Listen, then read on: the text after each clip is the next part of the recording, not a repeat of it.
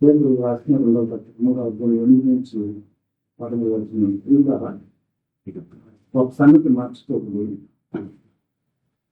ఏమనగా ప్రభు దృష్టిలో ఒక దినము 1000 సంవత్సరాలను 1000 సంవత్సరంలో ఒక దినం వలని ఉన్నది.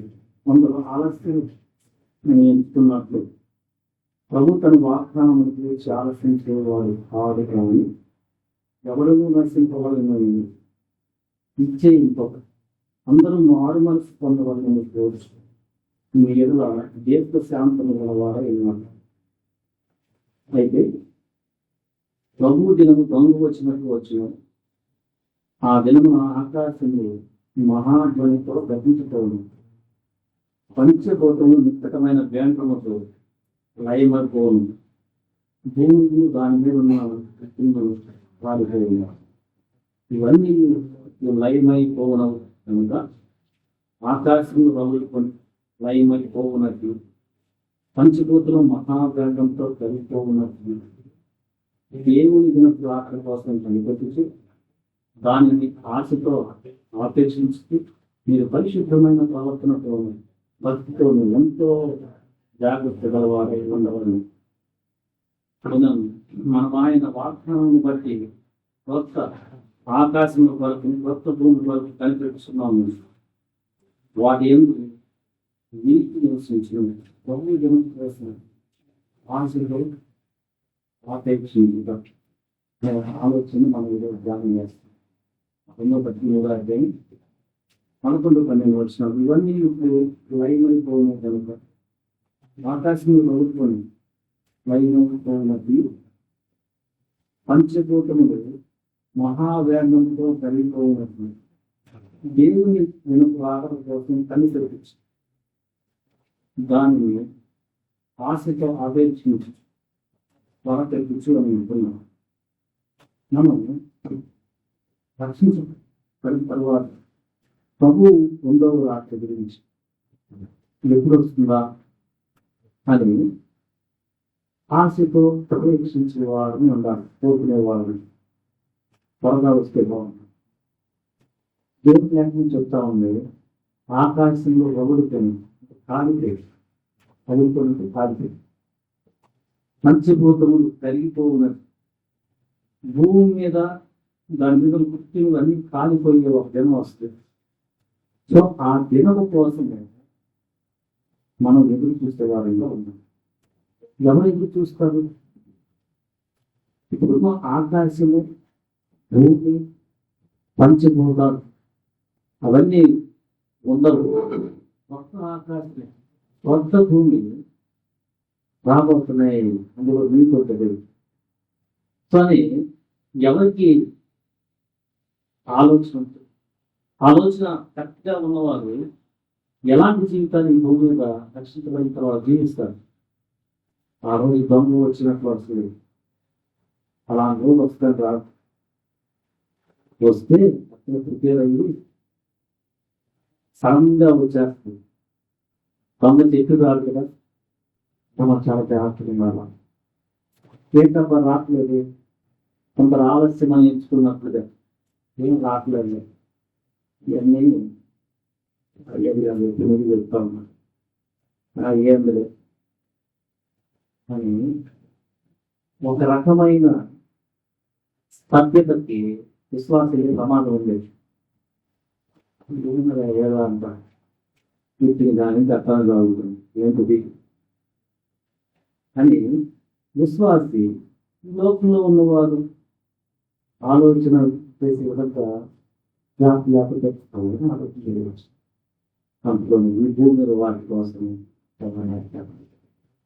లేఖనం చెప్తున్న భూమి దాటిపోతాయి అని చెప్తుంది. ఈ భూమి మీద వాటి కోసం ప్రయాసపడి భక్తి అంటేనే ఈ భూమి మీద వాటిని ఎక్కువ తెలుసుకోవడం అనే ఆలోచనతో ఉంటే బలంగా నీతనే పట్టింపు లేకుండా, పరిశుద్ధత అనే పట్టింపు లేకుండా ఉన్నామంటే ఆ దినము ఇప్పుడు మహాభయంకరమైన దినం. ప్రభు దినము ఒకరికి మహాభయంకరమైన దినం, ఒకరికి చిత్తశుభ్రం అంటారు. రక్షణ పొందిన వారికి, నిజమైన అవగాహన రక్షణ పట్ల కలిగిన వారికి హ్యాపీగా రౌండ్గా ఉంటాం. కొంతమంది ఆ ఉగ్రత జనం జఫన్య ఉత్తర అధ్యాయంలో 14 చదవండి. జఫన్య గ్రంథం. యెహోవా దినము యెహోవా మహాదినము సమీపమాయెను. యెహోవా దినము సమీపమై అతి శీఘ్రముగా వచ్చుచున్నది. ఆలకించుడి. యెహోవా దినము వచ్చుచున్నది. పరాక్రమశాలుడు మహారోదనము చేయుదురు. ఆ దినము ఉగ్రత దినము, శ్రమయు, ఉపద్రవమును, మహానాశనమును కమ్ముదినము.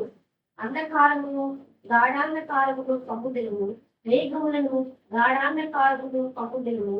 ఆ దినమున ప్రాకారము గల పట్టణముల దగ్గరను, ఎత్తైన గోపురముల దగ్గరను యుద్ధ ఘోషణయు, పాకానాదము వినబడును. జనులు యెహోవా దృష్టికి పాపము చేసేది కనుక నేను వారిని ఉపద్రవము రక్షింపగా ఉంచున్నాను. ఇక్కడ కొన్ని ఎండ్ టైమ్స్ యేసుప్రభువు వచ్చినప్పుడు ఆ వచ్చే రాకజనం కొంతమందికి పాపం చూపిస్తూ ఈ లోకము వాటికి పోరాడుతూ పాపాన్ని విడిచిపెట్టకుండా రక్షణ గురించి ఆలోచించే వారికి చాలా భయంకరమని చెప్పవాలి. రక్షణ పొందిన వారికి తీర్పు చెప్తున్నారు. ఎప్పుడు వస్తుందని అనుకోలేదు. ఇక్కడ భూమి మీద చాలా నీటి కోసం కష్టపడుతున్నారు. ఇవన్నీ పోతాయి. వాళ్ళకి అట్లా కాదు. వాళ్ళు పాపంలోనే జీవిస్తారు. ఏంటంటే నువ్వు చెప్తానే ఉన్నావు. చెప్పాలి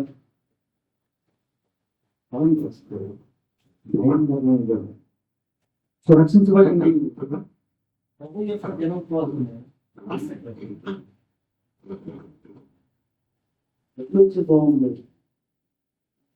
ఎవరు పడ్డారా అప్పుడు ఈ భావాన్ని కష్టంగా వ్యవసాయం రాసిన కష్టంగా చూడాలి. అధ్యాయం 22లో 20 వచ్చిన చదవండి. సురక్షను గురించి సాక్షి వేసేవాడిని. అవును, త్వరగా వచ్చుచున్నానని చెప్పుచున్నాను. ఆమె ప్రభు అయిన యేసు నమ్ము. ఇది ఈ ఆలోచన ఎప్పుడు వస్తుందంటే రక్షణ పొందిన తర్వాత నీతి కోసం, పరిశుద్ధత కోసం జాగ్రత్తగా జీవిస్తూ అనేక శ్రమలు పడుతున్న వారికి ఏమనిపిస్తుంది? అమ్మ దానికోసమే కదా ఎప్పుడు చూస్తాం. ప్రభు యేసు తమ్ము నేను పద్మాస దీపంలో ఉండి ప్రకటనలో రాశారు. యేసు ప్రభు గారిని ప్రకటిస్తుంటే దీపంలో పడేశారు దేవాన్ని. ఆయన అంటున్నాడు ప్రభు యేసు రమ్ము రక్షణ పొందిన తర్వాత నీకు ఈ మనస్సులో దేవుని రాకడ కోసం ఆశగా అపేక్షిస్తాం. మనకది ఉత్తర జనం కాదు. అలా కాకుండా నీవు రక్షించబడి కూడా సిద్ధపడకుండా ఏంటంటే ఏం వచ్చేది ఈ భూమి మీద లైన్ అయితే ఈ భూమి మీద వాటిని దానికోసం చాలా ప్రయాసపడుతూ ఇంటి గురించి పరిస్థితి గురించి ఆలోచన లేదనుకో ఆ తీర్పు దినం చాలా భయంకరంగా ఉంటుంది. అగ్నిలో నుంచి లాగున్నట్టు తప్పించుకుంటారే కానీ ఏం లేదు. ఏం చేసావు? ఏం చేశారు? అందరూ జాగ్రత్త పడిన వారు గ్లోరిఫై ఎదురుగా వెలుగుతూ ఉంటే వీటికోసం మనం సంపాదించుకోవడం కోసం ఇప్పుడు కాలిపోయింది. అది నీ పరిస్థితి. ఏమో రక్షిత పడ్డాం లేదు. ఆ పరిస్థితి వెళ్తుందా? అలాంటి విపత్తులు లేట్ అవ్వకుండా అట్లా పడేవారు పట్టుదలం కాపాడుతుంది. ఆ ప్రభు చేసిన దాన్ని బట్టి క్రియను ప్రతిఫలిస్తాడు. అది దాని గురించి ఆలోచించకుండా నేను ఇక్కడ వాటి గురించి అరే భూమి మీద ప్రజలు సంపాదించిన వాళ్ళని అఫ్కోర్స్ నువ్వు న్యాయంగా వెళ్తావు, మంచిది. న్యాయంగా నీ సంపాదన పెరిగినప్పుడు పరలోకంలో ధనం సంపాదించుకో, మంచిది. సంవత్సరం పనికిరాదు. బట్ అది ఆ అవగాహన అట్లా బ్యాలెన్స్గా లేకుండా నువ్వు ఈ భూమి మీద నువ్వు వాటి కోసమే ప్రయాసపడి అసలు ప్రభు బిడ్డలు ఏమైపోతున్నానే వాళ్ళకేమైనా హెల్ప్ చేద్దామా, సహవాసం ఆనందిస్తావా, లేకపోతే ఇదేం లేకుండా నువ్వు వెళ్ళిపోయేవాళ్ళు. రోజు ఖచ్చితంగా వస్తే నువ్వు ఉన్నప్పుడు రావచ్చు. లేదా వివాహం అప్పుడు తీర్పు ఆ వచ్చినప్పుడు ఇవ్వదు మాట చెప్పినా కానీ ఎదురైనా ఏదో వర్క్ నేను చెప్తా ఉన్నాడే ఏంటి సరిగా నాకు అవగాహన రాలేదే ఇప్పుడు ఆయన చాలా చెప్పాడే నేను సార్లు చెప్పాడబ్బా అయినా కానీ నేను ప్రాథమిక రాలేకపోతున్నాను పని వస్తుంది అసలు దాన్ని ఆశతో అపేక్షిస్తున్నాం ఫస్ట్ ఇంపార్టెంట్ రక్షణ పొందిన బిడ్డ ముందు ప్రభుత్వం మన యాటిట్యూడ్ ఎలా ఉండాలంటే సిద్ధపాటు ఇస్తే బలంగా ఉంటుంది అది నువ్వు జాగ్రత్త లేదనుకో నీకు తడబాటు వస్తావు వచ్చిందండి కొన్నాకుంటే బాగుండేది నేను చక్కగా హెల్ప్ చేసేవాడిని ఈ భూమి మీద మనకు ఇప్పుడున్న శక్తి నెక్స్ట్ ఉండదు మనకు ఇప్పుడున్న ఎనర్జీ ఒక 10 సంవత్సరాలు 5 సంవత్సరాలు సడన్గా మార్పు చేస్తే స్టార్ట్ బయట తీసుకెళ్ళాలి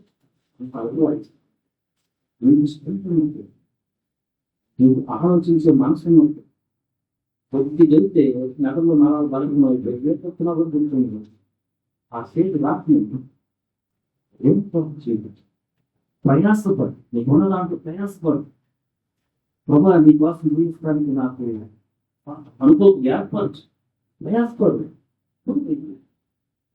అదేం లేకుండా ఏం లేదు ఇంట్లో ఇవన్నీ కూడా ఏం వస్తున్నాను పేరు చెప్తున్నారు కొందరు ఆలస్యం అని కొందరు ఆలస్యం అనుకుంటుంది ఏంటి మీరు త్వరగా వస్తున్నామని చెప్తున్నారు ఆలస్యం అనుకుని సరైన అవగాహన లేకుండా జీవిస్తున్నారు వాళ్ళు చెప్తున్నారు మారు మనసు పోనండి ప్రభుత్వం సరిచేసుకోండి నీటిగా పట్టుకుంది మీరు కేవలం మారుతారా అని ప్రభు టైం ఇస్తున్నాడు చాలా మాట సిద్ధపడటం ఇద్దరు ఉంటారు ఒకరే భార్య భర్తలు అందరూ పోవటం కష్టపడింది కదా ఇద్దరం ఒకే దాటి ఉంటాం అనుకునేది ఎప్పుడు వాళ్ళు చెప్పారు ఆ రోజు ఇద్దరు తిరుగుతుంది అంతా మా కాదు ఇక్కడ ఉండిపోతుంది పొలంలోకి ఇద్దరికి వెళ్తే ఎప్పుడైతే జాగ్రత్త పడతారో ఆశతో ఆదేశిస్తూ ఇక్కడ శ్రమ వచ్చినా నీటితో జీవిస్తారు ప్రభు కోసం కష్టపడతారు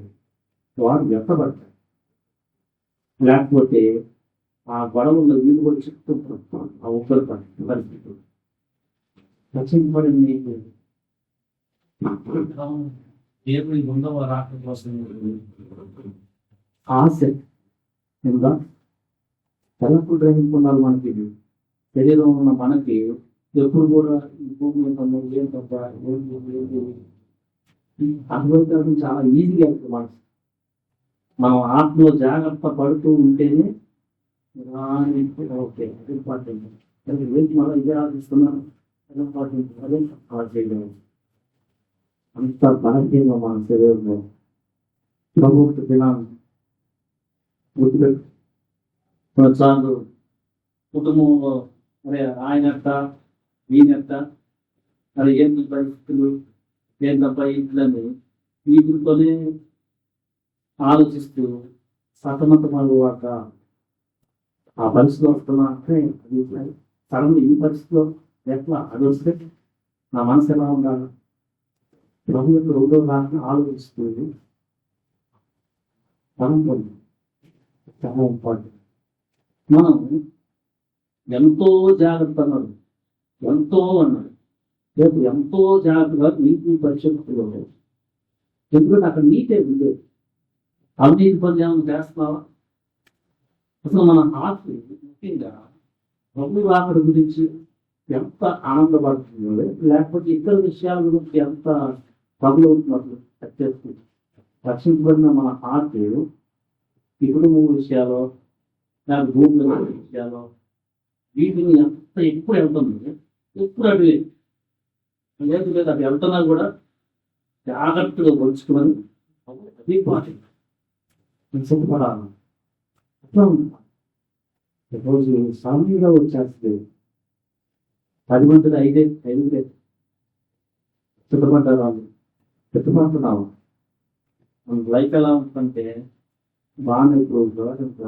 మమ్మల్ని బతుకుతాం అబ్బాయిస్ ఇస్తే బతుకుతాం గొప్ప బట్ బలం ఉన్నప్పుడే పర్లేదు రక్షణ నిర్మాణం చేసుకోవడం మా నాన్న 40 సంవత్సరాలు తీసుకున్నాడు కదా, నేను కూడా అప్పుడే తీసుకుంటానులే అని యవనస్తులు వరకు మా యవనస్తులు వేసుకోవట్టున్నారు ట్యాక్స్ ఈ లాజిక్స్ వాడేవాడు. లాజిక్స్ వాడి కదా ఆయన 50 నుంచి సేవ చేస్తాను. మనకేం తెలియదు. ఎన్నో దానికి నీతి ఫస్ట్ ఇంపార్టెంట్. నువ్వు జీవించే విషయంలో నీతిగా జీవించటం, పరిశుద్ధంగా జీవించటం చాలా ఇంపార్టెంట్. ఇక్కడ ప్రజలకి నీకంటే పట్టదు, రక్షణ లేని వారికి పరిశుద్ధత అంటే తెలియదు. ఒక మాట మాట్లాడటం నీతిగా అవినీతి చేస్తూ ఉంటాడు. అక్కడికి ఎలా ఉంటే అసలు నేను తీసుకున్న నీతి పొందుకోవాలి. శ్వాస ఫస్ట్ అది రక్షించబడిన తర్వాత ఆయన వాక్యంలో ఉన్న నీతి ప్రకారం నాకు ద్వారా నడిచిపోయాడు. బలంలో పాల్గొంటున్నాం.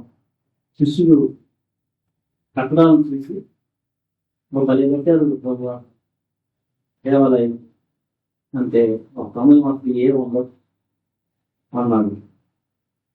అలానే వెళ్ళిపోయింది. మరి రాదు కదా, ఒకటి మనకి నిర్ణయం ఉండదు.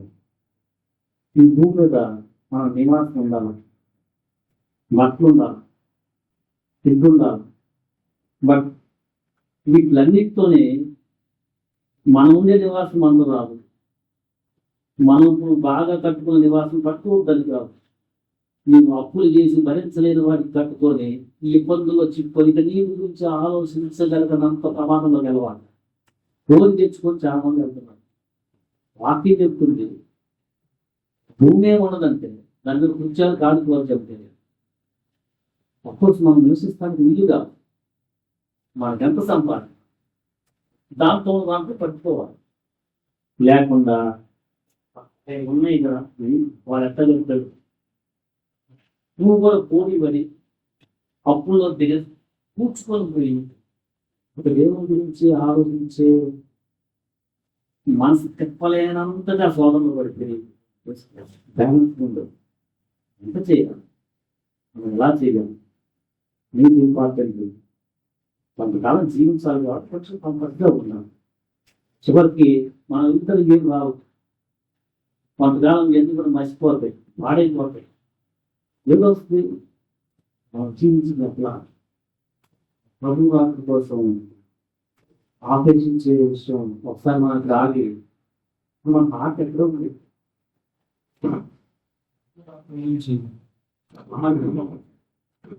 ఆలోచన చేస్తాం. ఎందుకు ప్రభు వాక్యం గురించి చాలా ఉపమానాలు చేస్తారు. మీకు తలాంతులు ఇస్తే జాగ్రత్తగా వాడండి. వాళ్ళ దేశానికి వచ్చేది అనుకోవడం వేస్ట్ చేసుకొని ఏమి చేయకుండా అంటే సోమరమైన చెడ్డదాసుగా అంటాడు. నువ్వు బాగు చేస్తే అలా నమ్మకం. ఇవన్నీ చెప్తుంది ఆయన. మళ్ళా వస్తానని ఒక దాగు దేశాంతరం పోయి ఈ సమయం ఏంటంటే మనం ఏం చేస్తున్నాం, ఇచ్చిన ఆరోగ్యాన్ని బట్టి ఏం చేస్తున్నాం, ఇచ్చిన దేవుని కృప పరిశుద్ధాత్మ వరాన్ని ఎట్లా చేస్తున్నాం, ఇచ్చిన ధనాన్ని బట్టి ఏం చేస్తున్నాం, వాటన్నిటికి కూడా ఆయన అలా వచ్చి అడుగుతాడంటే 2వ రాత్రి వచ్చినప్పుడు మనలో ప్రార్థన రక్షణ పొందిన మనకి ప్రభు యొక్క జనము ఆశతో అపేక్షించాలి. ఎందుకంటే మనం నీతిగా శ్రమంలో కూడా ప్రయాసపడతా ఉన్నాం. అందుకని అది మనం హ్యాపీగా ఉన్నాం. నీటి కోసం పరిశుద్ధత కోసం ఇక్కడ శ్రమ పడుతున్నాం వస్తే మంచిది. అలా కాకుండా నీటి కోసం పరిశుద్ధత కోసం శ్రమ పడకుండా ఆయన రాకడ కోసం ఆలోచన చేయకుండా భక్తి అంటేనే ఇక్కడే ప్రభు మాకు చేశాడు అని వీటినే ఆలోచించి ఆయన రాకడ వచ్చినప్పుడు నీటి కోసం శ్రమ పడితే పరిశుద్ధ కోసం శ్రమ పడితే నాకు ఎంత మేలు. అక్కడ అంత్యత్వంలో ఆయన యొక్క గ్లోరీ నాకు ఇస్తున్నాడు. అది లైఫ్ నిరంతరం ఉంటుంది. ఆ వర్క్ ఉంటాం. అది లేకుండా చాలా మంది నీట్గా రక్షణ పొందిన తర్వాత అసలు భక్తులు లేకుండా తోటి విశ్వాసం మాటలతో తన సంబంధమైన వ్యవహారాలతో ఇబ్బంది పెడుతుంది, దమ్మోడు బతుకు అట్లా జీవిస్తే తోడి వస్తుంది. వాళ్ళు ఏమో గడిగా అనుకుంటారు. అక్కడ జరిగి అక్రమం చేయడం వాళ్ళ యేసుప్రభు చెప్పారు, వాక్యానికి మందనం కట్టుకోకుండా ఇక్కడ వింటున్నాము ఇష్టమైన కట్టేసామంటే ఆ వచ్చిన రోజు తేలిపోతాయి. నీటిగా జీవించి ఎంతవరకు జీవించబోతే నాకు తెలియదు, నాకు తెలియదు అయ్యా ఈ నామంలో దెయ్యాలను తెల్లబట్ట తెలియదు. నీటి కోసం ఆకలి భక్తులు వెళ్ళవారు బరలో కాల్చి ప్రదేశికులు ధన్యులు వారు దేవుని కుమారులను పడతారు. పరిశుభ్రానికి చాలా ఇంపార్టెంట్. సో ఆ దినం ప్రభు వచ్చినప్పుడు ఎలా ఉంటుందంటే ఎవరైతే ఆ వాక్య ప్రకారం నడుచుకుంటున్నారో లేకుండా సడన్గా బాగానే అన్నీ తెలిసే నాకు అంటే తెలియదు. ఎడం చేత వైపున్న వాళ్ళ మీరు సెట్టింపబడిన వాడు. నేను జైల్లో ఉంటే నన్ను చూడటానికి రాలేదు, బట్టలు లేకపోతే ఇవ్వలేదు, హాస్పిటల్ ఉంటే ప్రభుత్వం ఎప్పుడు మాట్లాడుతున్నప్పుడు ఏం చేసేవాడు ఉన్నవాడు మీరు ఆశీర్వదించబడ్డవాడు మీరు నాకు చేశారు అంటున్నారు. చాలా డిఫరెంట్ ఉంటుంది. అవన్నీ కూడా చివరి రెండవ రాకడప్పుడు చెప్పిన ఉపమానం అది. సో మన హార్ట్ ఎలా ఉన్నదంటే నీతి పరిశుద్ధత. ప్రభు వస్తాడు, మనం జాగ్రత్త పడి ప్రభు కోసం ఏదన్నా చేస్తే మనకి తీర్పు అయిపోయింది. అది గర్వంతో